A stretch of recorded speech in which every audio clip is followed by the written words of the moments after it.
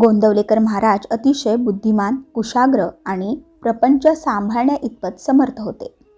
एकदा काही भक्तांनी त्यांना विचारले, महाराज, तुम्ही इतक्या लोकांना आधार देता, तुमचं स्वतःचं काही उत्पन्न नाही, मग तुम्ही एवढं सगळं कसं सांभाळता?